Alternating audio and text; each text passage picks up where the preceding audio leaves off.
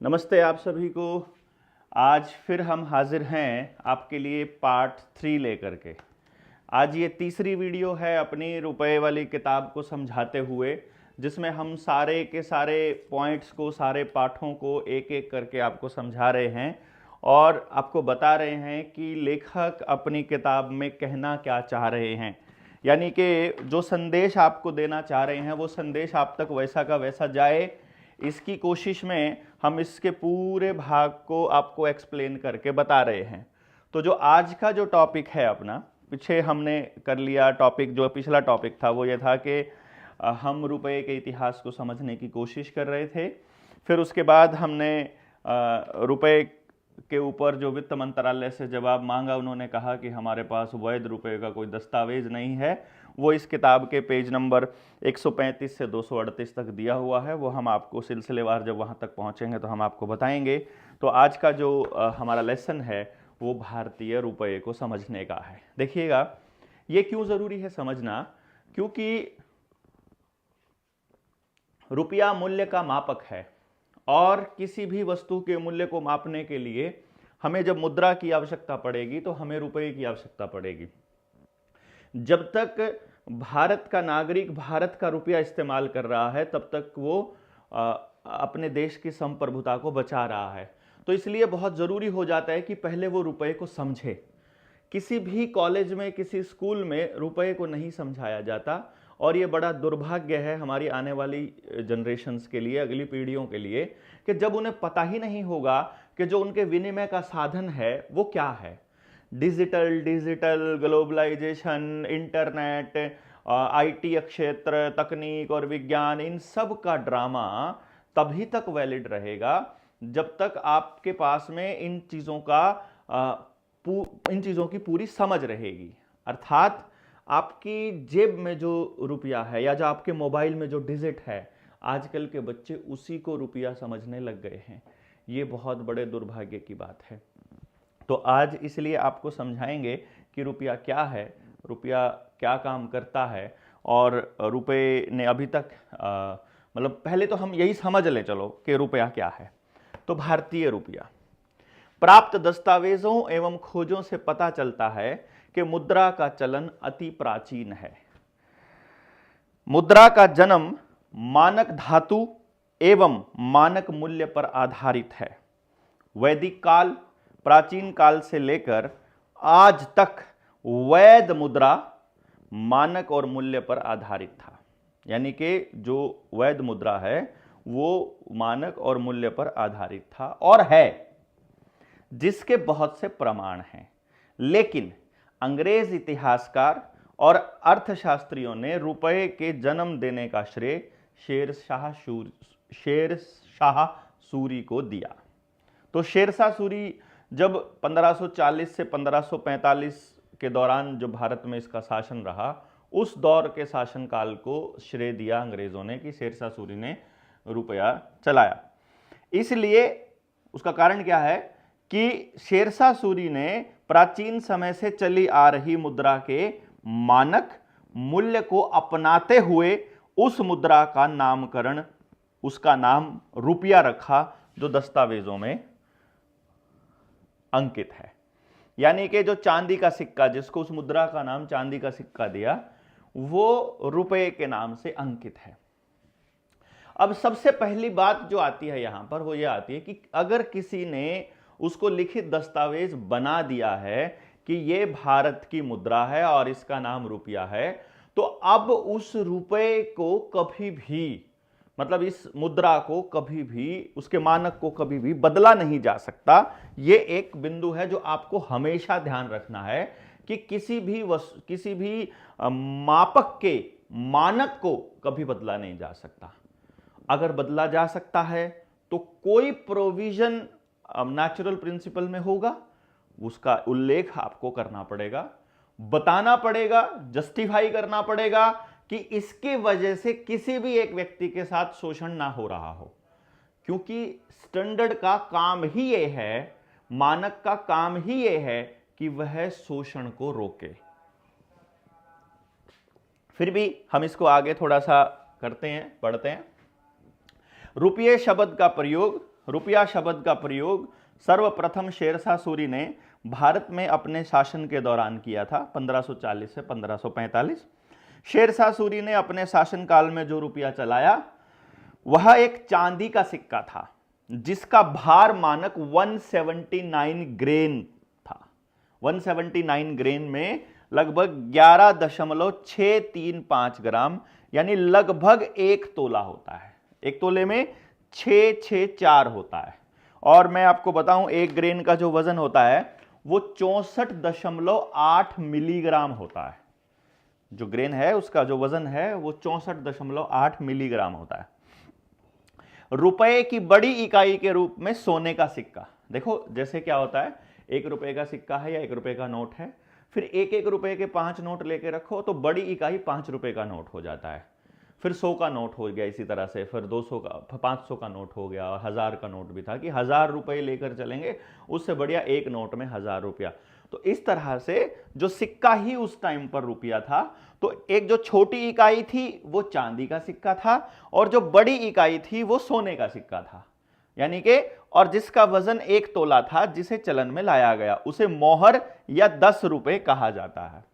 अब उस वक्त की बात जब ये हो रही है, उस वक्त चांदी और सोने की जो उपलब्धता है उसका अनुपात क्रमशः 10:1 है और जो कीमत है वह भी इसी तरीके से है कि सोने की जो कीमत है वो चांदी से 10 गुना है। तो जो सिक्का है उसकी चाहे धातु की कीमत की बात की जाए, चाहे उसमें उसका मानक रखा जाए, वो वही रहेगा, चाहे आपके पास सोने का सिक्का हो चाहे आपके पास चांदी का सिक्का हो। तो चांदी का सिक्का 1 रुपए के बराबर है और सोने का सिक्का 10 रुपए के बराबर है। सोने के सिक्के का नाम मोहर है, वो बड़ी इकाई है, लेकिन रुपया वही रहेगा क्योंकि सोना एक ऐसी धातु है जिसको स्टैंडर्ड के रूप में इस्तेमाल किया जाता है। तो असल मानक यही रहेगा 10 रुपया बराबर 1 तोला सोना। जो भारत में प्रथम बार सैद्धांतिक मुद्रा रुपए का जन्म हुआ, जो रुपए का वैध दस्तावेज है, लीगल टेंडर। अब आपको एक बात समझनी पड़ेगी, रुपए का जो वैध दस्तावेज है वो यही है और ये हमारे यहां अब आगे आओगे आपको सबूत मिलेंगे इसके सारे के सारे, चिंता मत कीजिए। रुपए से छोटी इकाई के रूप में तांबे का सिक्का चलाया गया जिसे दाम कहा जाता था। कालांतर में मुगल शासन के दौरान पूरे उपमहाद्वीप में मौद्रिक प्रणाली सुदृढ़ करने के लिए तीनों धातुओं के सिक्कों का मानकीकरण किया गया, उनका स्टैंडर्डाइजेशन कर दिया गया। शेरशाह सूरी के शासनकाल के दौरान आरंभ किया गया रुपया आज तक प्रचलन में है। यानी कि यदि आपके पास आज भी शेरशाह सूरी के समय का रुपया आपके पास हो तो उसको अभी तक भी इनवैलिड या इलीगल नहीं किया गया है। अर्थात उस वक्त के 10 रुपए का अगर सिक्का आपके पास है शेरशाह सूरी का, तो वो एक जो सिक्का सोने का अगर आपके पास होगा तो उसे बैंक में अगर आप आज लेकर के जाओगे तो वो 10 रुपए में लिया जाएगा, वो आज भी चलन में है। तो यानी कि आपके जो 10 रुपए की कीमत है वो वही है जो उसके सोने के सिक्के की है। अब अगर आपको यह बात समझ में आई है तो अब आपकी ये ड्यूटी बन जाती है कि आप अपनी बैंक, अपनी सरकार, अपने नेता, अपने अधिकारी, अपने वित्त मंत्रालय, अपने प्रधानमंत्री, किसी से भी आपको यह पूछना पड़ेगा कि क्या यह बात सच है या झूठ है। उनका जवाब आपको बताएगा। देखो वो कह देगा वो चलन में, वो तो कब के बंद हो चुके, वो तो आउट ऑफ यूज हो गए, अब उनको कौन रखता है, ये सब अलग बातें हैं। बात है मानक की। क्या ये बात सच है कि आज भी अगर आपको शेरशाह सूरी के समय का सिक्का अगर मिल जाए उसकी कीमत आज भी 10 रुपया ही है, सोने का सिक्का यदि मिलता है, और अगर उसकी कीमत 10 रुपया है तो फिर मेरा 10 रुपया भी तो उसके बराबर है ना। यानी जो आज 10 का नोट आपके पास है, इसको आप समझिएगा इस तरह से। अंग्रेजों के आने से पहले तक एक मोहर जिसका वजन लगभग 1 तोला शुद्ध सोना था, जिसकी कीमत मूल्य 10 रुपए था। तो ये उस टाइम का हुमायूं के टाइम की मोहर का हमने एक्सप्लेन किया है किताब में, बहुत स्पष्ट है ये। अगर आप इस किताब का ये पेज देखेंगे तो इसमें बहुत ही साफ है, ये डिजिटल प्रिंट है, इसमें कहीं भी आप देखेंगे इसमें बहुत सफाई से प्रिंटिंग की गई है। वो जो बात मैं पिछले कर रहा था वो ऑफसेट प्रिंटिंग में ये दिक्कत आती है, क्योंकि दस्तावेज हमको मतलब स्कैन किए गए हैं, पहले तो वहां से फोटोस्टेट करी गई, वो फोटोस्टेट को फिर स्कैन किया गया, फिर स्कैन कॉपी को प्रिंट में लगाया गया, और वो भी ऑफसेट प्रिंटिंग से, तो उसमें थोड़ी सी दिक्कत उस प्रिंटिंग की आएगी, अदरवाइज ये बिल्कुल साफ ही इसके अंदर है। अंग्रेजों द्वारा भारतीय सैद्धांतिक मौद्रिक प्रणाली का अंत। देखो भाई, उस टाइम पर अंग्रेज अगर कर पाए तो उसका कारण या तो यह था कि भारतीयों को पता ही नहीं चला, या उसका कारण था कि भारतीय कमजोर थे, या उसका कारण था कि भारतीय संगठित नहीं थे, या कोई भी कारण रहा हो, हम उन कारणों पर नहीं जाएंगे, लेकिन उन्होंने गलत किया।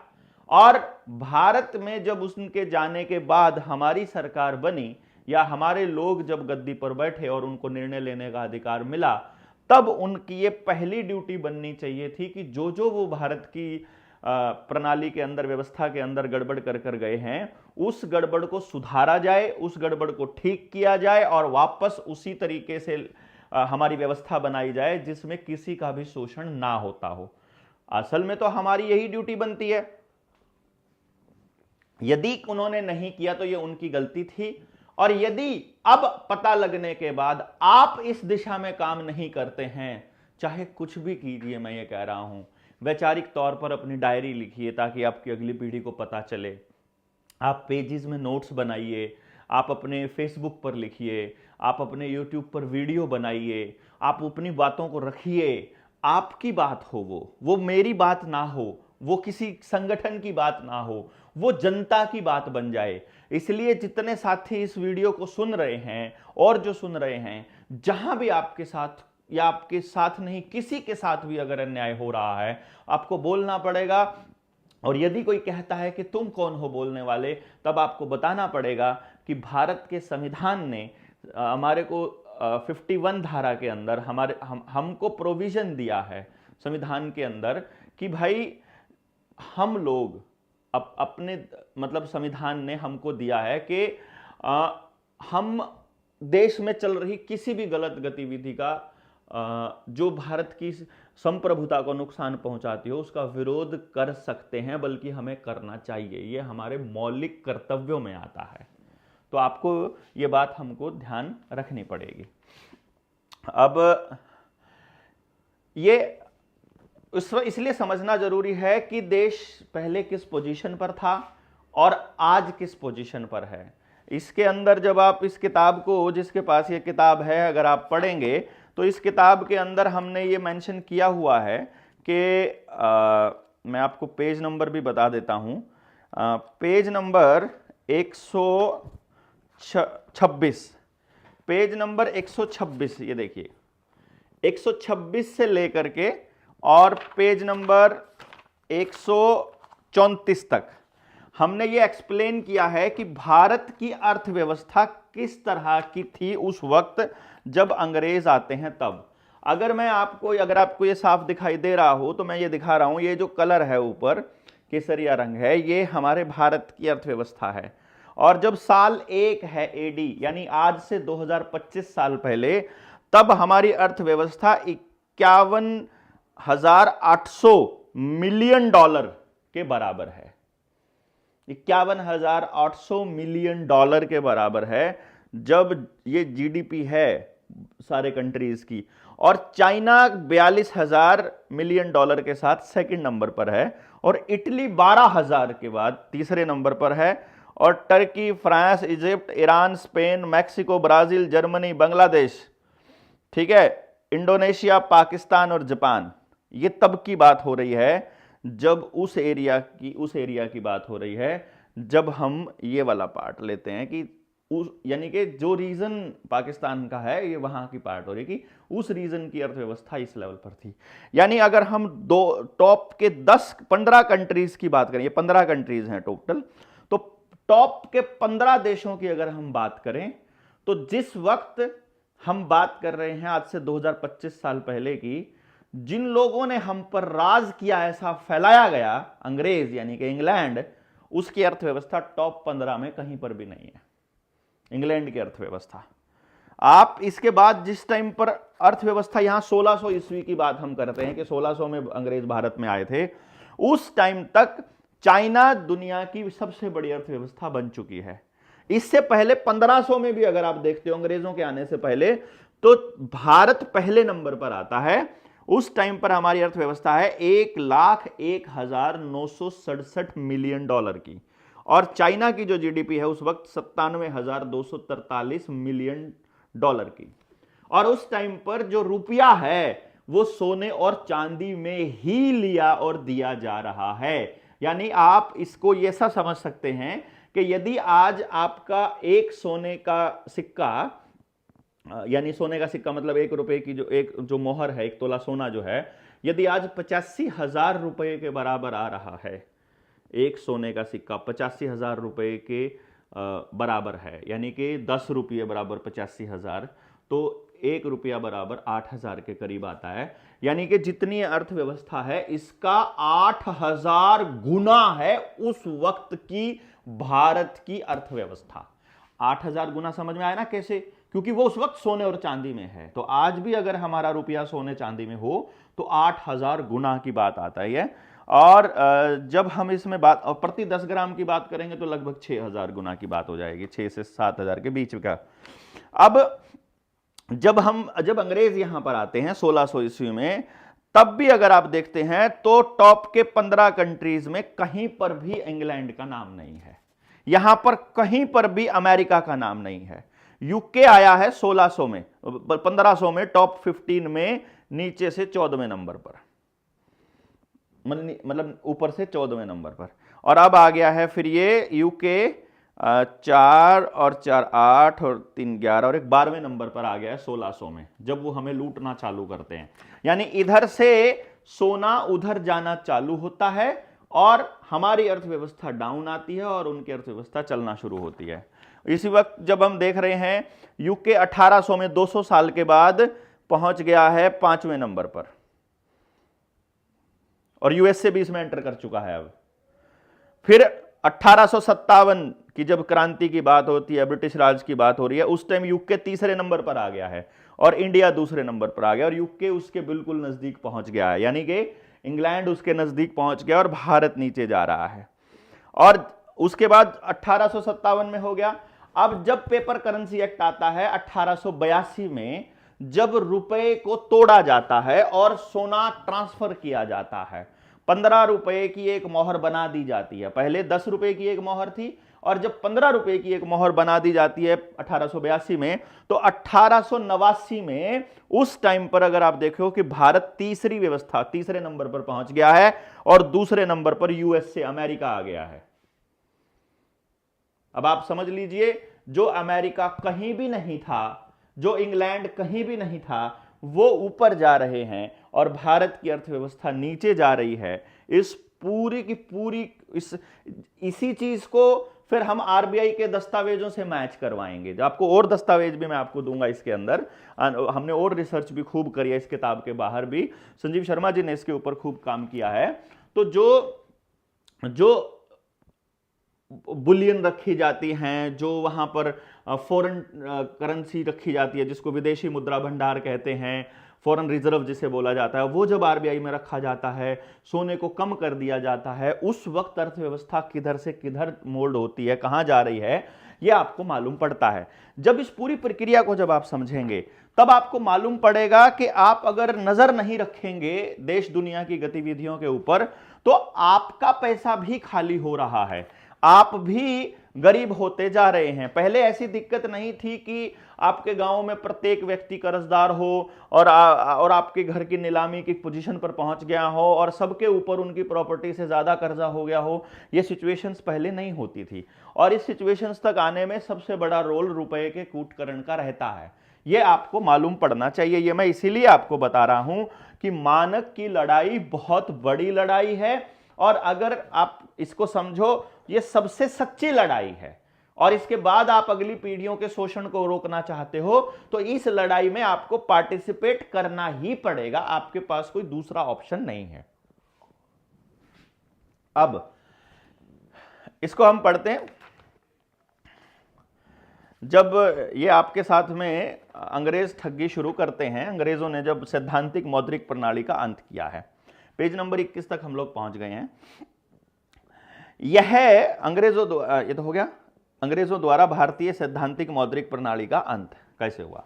यह मानक मौद्रिक प्रणाली इतनी सुदृढ़ थी हमारी कि सन 1700 में अंग्रेजों के आने से पहले, मतलब 1700 से 1600 में आ गए थे, लेकिन राज तो बहुत बाद में चालू हुआ ना, 1857 के बाद ही इंग्लैंड की पार्लियामेंट के हिसाब से कानून चलने लगे, 1855 वाले आदेश के बाद। तो 1700 में अंग्रेजों के आने से पहले भारत की अर्थव्यवस्था दुनिया की 24.4% आय के साथ विश्व में सबसे बड़ी थी। भारत कृषि केंद्रित और उद्योग प्रधान देश रहा। जैसे आपको क्या समझाया गया कि भारत कृषि प्रधान देश है, नहीं, कृषि केंद्रित उद्योग, मतलब यानी कि हमारा जो उद्योग धंधा है, और हमारा क्या, दुनिया भर के सारे उद्योग धंधे खेती से ही चलते हैं, तो खेती पर आधारित उद्योग धंधा, चाहे मसाले हों, चाहे सब्जियां हों, चाहे सोना भी खेती से, जमीन से ही निकलता है, मतलब कहने का, फिर पशुधन से जो निकलने वाली चीजें हैं, वो सारी चीजें। अंग्रेजों के आने से पहले व्यापार के लिए पर्याप्त मात्रा में सोने और चांदी के सिक्के के रूप में मुद्रा उपलब्ध थी, जिसके सैद्धांतिक मानक के अनुसार, यानी जो भारतीय स्टैंडर्ड है, 1 तोला शुद्ध, 1 तोला चांदी यानी 11.66 ग्राम या 180 ग्रेन का सिक्का, वो 1 रुपए के बराबर है, और 10 रुपए का जो 10 रुपए के जो बराबर है, 10 रुपए की जो मोहर है, उसमें 180 ग्रेन का सिक्का है, यानी वो चांदी का है, ये सोने का है। जब अंग्रेज भारत पर कब्जा किए, तब भारत का लूटपाट और शोषण करना शुरू किया, और शोषण करने का सबसे उत्तम हथियार भारतीय मुद्रा रुपये को चुना।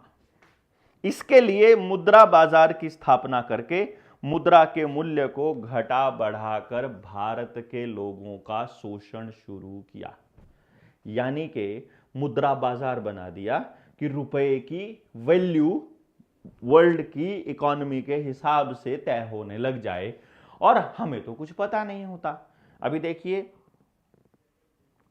आपकी संसद में जो कानून बन रहे हैं उनसे हम अनभिज्ञ हैं, हमें जानकारी नहीं दी जाती है। जब भी देश की जनता के खिलाफ कोई कानून बन रहा होता है, उसी वक्त देश में मीडिया के अंदर कोई और प्रोपेगेंडा चल रहा होता है, और उस वक्त हमारा ध्यान उधर रहता है और पीछे से कोई कानून बना दिया जाता है, और फिर सारी एजेंसियां, चाहे कोर्ट है, वकील है, पुलिस है, एसडीएम है, तहसीलदार है, डीसी है, फिर वो सब कानून का हवाला देते हुए, पॉलिसी मैटर का हवाला देते हुए आपका शोषण करते रहते हैं।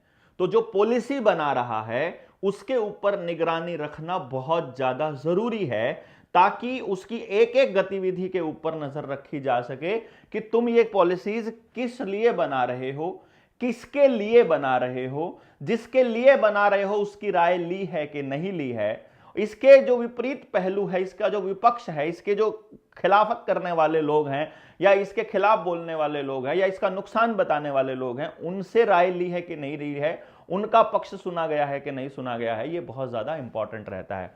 और आप अगर इसको नहीं समझेंगे तो फिर हम लोग नुकसान में ही रहेंगे मोस्टली। तो अब अगर यदि आपको कोई रुपये पर बात बताना शुरू करे कि भाई ये रुपया, क्योंकि ये जो लेसन है, ये जो तीसरा पार्ट है, ये रुपये को ही समझाने के लिए था, ताकि आप जब कभी चलें तो कोई कह दे कि तुमने लोन में रुपया लिया था ना, तुमने लोन मांगा, हाँ, तो लोन से सामान लिया, हाँ लिया। अरे जो लोन में आपको दिया गया वो रुपया नहीं दिया गया, आपको रुपये का वो नोट दिया गया, 100 रुपए का नोट, 500 का नोट, क्योंकि उसमें जो चलन में है, जो कीमत रखी गई है, वो नोट के बराबर रखी है, रुपये के बराबर नहीं। रुपया तो आपको समझना ही यही है कि रुपया क्या है। जो उसी टाइम पे जब बैंक वाले आपसे पूछेंगे, कोर्ट में भी जब आपको अगर इन पर्सन भी खड़ा होना पड़ जाए, तो फिर आपको बताना है उस टाइम पे कि नहीं जज साहब, इन्होंने रुपया नहीं दिया लोन में, इन्होंने नोट दिए हैं, नोट की वैल्यू रुपए की वैल्यू से अलग है। और जिसका कर्जा है ना, वो चांदी के 2 सिक्के तो रखो, एक 90% चांदी वाला, एक 50% चांदी वाला, और सिक्का दूसरा रखो, फटाक से उनके सामने रख दो, या उससे पहले वाला नोट भी रख लो कि ये देखो जी, इन्होंने तो इसका ये जो वचन खंड है गवर्नर का वो भी बदला हुआ है, इन्होंने तो ये देखो जी, ये सिक्का ये भी 1 रुपए में लेता है बैंक, तो बैंक इसको 1 रुपए में ले रहा है, जिसमें ये ऐसे ऐसे 1000 सिक्के आ जाते हैं। जो लोहे वाला सिक्का है वैसे वैसे 1000 सिक्के उस चांदी वाले में आ जाते हैं। तो उसको बोलो जी, इसमें 1000 सिक्के आते तो 1000 गुना की लूट तो यहीं पर हो रही है हमारे साथ, इसको 1 रुपए में कैसे ले रहे हैं ये, और अगर ये इनवैलिड है तो फिर ये वैलिड कैसे, और ये इनवैलिड है तो फिर ये वैलिड कैसे, दोनों को ऐसे करके सामने रख दो। आपको ऐसे करके रखना पड़ेगा, स्टैंडर्ड के ऊपर बात करनी ही पड़ेगी। आपके पास ये नहीं मान रहे हैं, कोई बात नहीं, हम बात तो करें, देखे तो सही है भाग रहे हैं, ये जवाब क्या दे रहे हैं, ये कहां से तर्क लेके आते हैं, कौन सा कानून बनाएंगे, क्या करेंगे, देखेंगे ना। तब तक पूरे देश के अंदर बात चली जानी चाहिए। और आपको अपने घर में अगर आपके पास ये किताब है, मैं तो आपको सजेस्ट करूंगा इस किताब को पढ़िए आप, मतलब इस किताब को पढ़िए इन द सेंस जैसे सामने रखिए, जिस तरह से मैं आपको बता रहा हूं वैसे आप भी पढ़िए। जब आप किसी को बताने के लिए पढ़ोगे तो आप थोड़ी गहराई से पढ़ोगे, और जो सवाल आएंगे फिर उनके सवालों के जवाब ढूंढोगे। तो आप इधर मेरे इस निडर इंडिया चैनल के ऊपर मैसेज कर दीजिए, कमेंट कर दीजिए कि ये सवाल आया है रुपए के ऊपर, अगली वाली जो वीडियो आएगी रुपए की, जो इस किताब को समझाने वाली, उसमें मैं वो सवाल भी ले लूंगा। तो अभी तक हमारे 2 एपिसोड हमारे हो चुके हैं, आज तीसरा एपिसोड है, अभी तक सवाल नहीं आए हैं। तो आपके सवाल जब आएंगे तो और अच्छी बात है। और जिन सवालों का जवाब आगामी पेजों में होगा वो मैं आपको बता दूंगा कि इसका जवाब आपको आगामी पेजेस में मिलेगा। अब रुपया क्या है इसको आपको समझना है। यही लास्ट बात जो पूरे चैप्टर की होगी कि रुपए में सोने की मात्रा ही रुपया है, यानी रुपया वो कागज नहीं है। जैसे कि वजन को हम देखते हैं ना, उसका मानक जो है वो वजन है, कितना वजन, 1 किलो वजन। जैसे 1 मीटर है, अब 1 मीटर किसको कहेंगे हम, 1 मीटर वजन किसे कहेंगे? जब हम दूरी के मापक को देखा जाता है तो उसमें प्रकाश की गति को केंद्र में रख के लिया जाता है। तो जैसे प्रकाश की गति है 3 लाख किलोमीटर प्रति घंटा, तो 1 सेकंड में 3 × 10⁸ शायद होता होगा, इस तरह से इतने मीटर उस पर सेकंड में 3.6 इंटू वो कैलकुलेट कर लिया जाता है। तो फिर उसको 1 मीटर में, मीटर और सेकंड में लेकर के फिर ये कहते हैं कि 1 इतने सेकंड में प्रकाश जितनी दूरी तय करता है that is equal to 1 metre. ये 1 मीटर का स्टैंडर्ड है, क्योंकि प्रकाश अपनी गति कभी नहीं बदलेगा। उसका रीजन ये है कि किसी भी चीज का जो मानक होता है वो फिक्स होना चाहिए। कोई भी ऐसी चीज जो फिक्स होनी चाहिए, उस फिक्स चीज को ही हम लोग इसका स्टैंडर्ड लेते हैं किसी भी चीज को नापने का। तो फिक्स चीज के मुकाबले फिक्स चीज ली जाती है। तो इसलिए सोने को लिया गया कि वो घटता बढ़ता नहीं है, जंग नहीं लगता है, उसके ऊपर केमिकल रिएक्शन पानी का नहीं होता, मौसम का कोई फर्क नहीं पड़ता, दबाव कितना ही हो उसका कोई फर्क नहीं पड़ता, पीट लो कूट लो, उसकी चादर बना लो, लोहे की बनाओगे तो वो झड़ता रहेगा, नीचे साइडों में तो कम होता जाएगा, उस पर जंग लगता जाएगा। तो ऐसी कोई धातु जैसे वो कह रहे हैं ना कि सोने को इसलिए हटा दिया गया कि सोने की मात्रा कम थी। अरे भाई, लूट हो रही है इसलिए कम आपको दिखाई दे रही है। आप इतने ग्राम से ज्यादा सोना नहीं रख सकते। ये ड्रामा सरकार ने इसलिए किया कि आप कभी भी अमीर ना बन सको, कभी भी आप समृद्ध ना हो सको, क्योंकि सोना ही एकमात्र पैमाना है आपकी अमीरी का, और कोई पैमाना नहीं है। जबकि सिद्धांततः मुद्रा का मानक मूल्य स्थिरांक होता है, घटाया या बढ़ाया नहीं जा सकता। ठीक उसी प्रकार जैसे भार की मापक किलोग्राम, दूरी की मापक फीट, समय की मापक मिनट इत्यादि मापकों के मानक स्थिरांक होते हैं, उसी प्रकार भारतीय मुद्रा रुपए की जो मूल्य की मापक है, इसकी मानक मात्रा और मूल्य भी स्थिरांक होगा। इसके पार्ट आपको समझने हैं। सबसे पहली बात, मानक मात्रा को ही रुपया कहा जाता है, जो मूल्य मापने का बाट है। मानक मात्रा ही ज्ञान विज्ञान या सिद्धांत है। मानक मात्रा ही लोक कल्याणकारी अवधारणा और नैसर्गिक न्याय है। नैसर्गिक न्याय जो फंडामेंटल और जो यूनिवर्सल लॉ है, जो जस्टिस है, वो यही है, नेचुरल जस्टिस इसको हम कहेंगे। मानक यानी स्टैंडर्ड मात्रा ही उत्पादन का स्रोत व सेवा की प्रतिस्पर्धा है और मानक मात्रा ही आर्थिक आजादी और सर्वांगीण विकास है। अब इस बात को जब आपको समझ में आ जाएगा तब आप कहीं भी बोल सकेंगे कि रुपया असल में क्या है, जिसका मूर्त रूप सोने की मानक मात्रा है, जो नैसर्गिक सिद्धांत है, नेचुरल प्रिंसिपल जिसे हम कहेंगे, जो अर्थशास्त्रियों के शब्दों में अपने आप में कुछ नहीं, यानी मनी इज ना, वो कहते हैं मनी तो क्या, कुछ भी नहीं, वो उसको उस लेवल तक लेकर जाना चाहते हैं कि मनी कुछ भी ना हो, यानी वो डिजिट तक लेकर जाना चाह रहे हैं। आपको लगे कि भाई जीने के लिए सिर्फ डिजिट चाहिए होते हैं, इतने डिजिट मेरे पास पड़े हैं, मैं आपको यही तो बता रहा हूं। जब डिजिटल भारत बनाया है, जब इन्होंने डिजिटल इंडिया बनाया है, तो बेसिकली ये क्या करना चाह रहे हैं, आपको यूनिवर्सल बेसिक इनकम पर लाना चाहते हैं और प्लस सोशल सिक्योरिटी सिस्टम में लाना चाहते हैं। और उसका जो तरीका रहेगा वो सोशल क्रेडिट स्कोर रहेगा, यानी आप सबको कर्जदार बनाकर क्रेडिट स्कोर बना देंगे। आपका क्रेडिट स्कोर के ऊपर भी एक अलग से वीडियो हम बनाएंगे।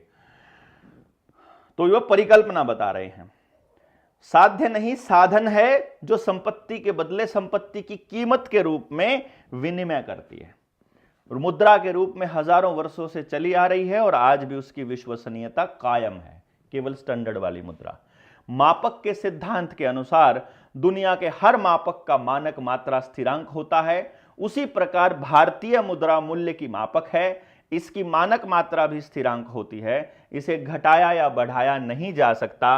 रुपए के मानक मूल्य को घटाना या बढ़ाना, दोनों, घटाया भी नहीं जा सकता और बढ़ाया भी नहीं जा सकता, वो अवैध है, कानूनन जुर्म है। और हमारा जो बीएनएस है, जिसे भारतीय न्याय संहिता 2023, उसके अध्याय 10 की धारा 178 से 188 तक सिक्कों का, करेंसी नोट का, बैंक नोट का, सरकारी स्टैंप का कूटकरण अपराध संबंधित धाराएं हैं, यानी ये क्रिमिनल एक्ट है। आईपीसी की धारा जो अध्याय 18 था, उसकी धारा 489 ABCDE था, तब करेंसी नोट, बैंक नोट के कूटकरण से संबंधित और आपराधिक धाराएं वो पहले थी, वो अब बीएनएस की अध्याय 10 धारा 178 से 188 हो गई है, जो पहले 132 से 154 हुआ करती थी और ये 489 हुआ करती थी। वो सारी टोटल यहाँ पर लेके आ गए, जिसमें आजीवन कारावास तक का प्रावधान है, जो एक प्रमाणिक साक्ष्य है, यानी कि ये एक प्रूफ है कि रुपए का या कूटकरण, उसके मानक का कूटकरण कभी भी नहीं किया जा सकता। अब आप लोगों को यह बात समझनी पड़ेगी कि आप जब बात करें तो रुपए को किस एंगल से आपने परिभाषित करना है। ये बहुत ज़रूरी है ताकि आप आने वाली पीढ़ियों को अपनी शोषण से बचा सकें, आप उनके लिए लड़ाई लड़ सकें, आप उनको समझ दे सकें। तो अपने घर में जब आप इस किताब को पढ़ेंगे और आपके बच्चे जब आपको बोलते हुए सुन रहे होंगे, तब उनको भी मालूम पड़ रहा होगा कि उनके साथ बहुत बड़ी ठगी हो रही है, बहुत बड़ा शोषण उनका हो रहा है। उस शोषण से बचने के लिए आपको पूरे गांव को जागृत करना पड़ेगा, जगाना पड़ेगा। 200 लोगों की टीम हम तैयार कर रहे हैं, जो पूरे देश के अंदर, अभी फिलहाल हरियाणा को टारगेट लेके हम कर रहे हैं कि पूरे हरियाणा के हर गांव में जो अपनी टीम बना दे, जिसका एग्जाम्पल लेकर के, जिससे सबक लेकर के पूरे देश के हर गांव के अंदर एक टीम बने, जो कि इस लड़ाई के अंदर बड़ा अपना रोल अदा कर सके, जो समझा सके, जो टॉर्च बेरर का काम कर सके, जो एक तरह से रोशनी दिखाने का काम कर सके इस अंधकार के दिनों में, जो बता सके कि आपके साथ में क्या क्या ठगियां हो रही हैं। पहले इनको तो समझ लो। जिन लोगों को यही पता नहीं लग रहा है कि उनके घर में रखी हुई मशीन, नई नई चीज़ें जो आ रही हैं इलेक्ट्रॉनिक की, ये सब उनके हो सकता है आने वाले टाइम में मौत का कारण बने, क्योंकि ये जितनी भी मशीनें हैं जो आजकल डिजिटलाइज, मतलब सारी इलेक्ट्रॉनिक हो रखी है, एक आसमान में एक बड़ी सी ईएमपी, इलेक्ट्रोमैग्नेटिक पल्स आएगी और सब चीज़ें धड़ाम धड़ाम धड़ाम धड़ाम धड़ाम से ख़त्म हो जाएंगी, सब कुछ इलेक्ट्रिक ख़त्म हो जाएगा। तो किसी दिन इंटरनेट पे आपका वायरस आएगा और आपका सारा का सारा पैसा खत्म हो जाएगा जब डिजिट में जो रखा हुआ है। मान लो इधर से पैसा खत्म हो जाए, इधर से इलेक्ट्रॉनिक का सामान खत्म हो जाए, जितनी इलेक्ट्रिक गाड़ियां हैं, जितनी गाड़ियों के अंदर अब नए जो गाड़ियां हैं जिनमें इलेक्ट्रॉनिक सिस्टम लगा हुआ है, वो सारी की सारी रुक जाएंगी। तब आपको इस पूरे के पूरे जो कम्युनिटी वाला जो इनका मेट्रो है, जो उस मेट्रो के ऊपर ही आधारित ट्रैवल करना पड़ेगा। उस टाइम पर कोई सरकारी बस अड्डा नहीं होगा, सब कुछ प्राइवेटाइज हो चुका होगा। उस बस में चढ़ने से पहले आपका सोशल क्रेडिट स्कोर चेक करेंगे कि पहले यहाँ स्कैन करो अपना मोबाइल, दिखाओ तुम सरकार की बात मानने वाले हो या सरकार का विरोध करने वाले हो। बीजेपी का जो इनका एक स्पोक्स पर्सन है, वो अश्विनी क्या नाम उसका एडवोकेट है, जो बता चुका है पहले ही कि एक बार आधार के साथ जुड़ जाने दो, फिर इन किसानों का इलाज फिर हम करेंगे। तो वो लोग आपका इलाज करने के लिए आ रहे हैं। आप अपने इस बर्बादी को रोकने के लिए क्या कर रहे हैं, ये बड़ा सवाल है। आप अपने लोगों को कैसे समझा रहे हैं, ये बहुत बड़ा सवाल है। इस प्रोसेस को कॉन्टिन्यूसली जारी रखिएगा, क्योंकि ये सब चीज़ें जो कोई बता नहीं रहा है आपको, इसलिए कि वो डरते हैं कि भविष्य में अगर वो गलत हो गई तो इस बात से उनको डर लगता है। कोई बात नहीं, हमें डर नहीं लगता है कि हम गलत हो जाएंगे तो क्या होगा। देखिए, आदमी गलती का पुतला है। आज जो सिचुएशन हम देख रहे हैं वो 100% इन बातों की तरफ इशारा कर रही है जो मैं कह रहा हूं। और यदि आप इन बातों को नहीं समझेंगे तो फिर आप ही का नुकसान है, आपकी ही अगली पीढ़ियों का नुकसान है। ये तीसरा पार्ट हमारा खत्म हो गया है, चौथा पार्ट लेकर के हम आपके सामने फिर आएंगे। तब तक आप इस किताब को पढ़िए और इससे संबंधित सवालों को इकट्ठा कर लीजिए, फिर हम सभी सवालों का जवाब आपको एक साथ देने वाले हैं। बहुत बहुत धन्यवाद। जय हिंद, जय भारत।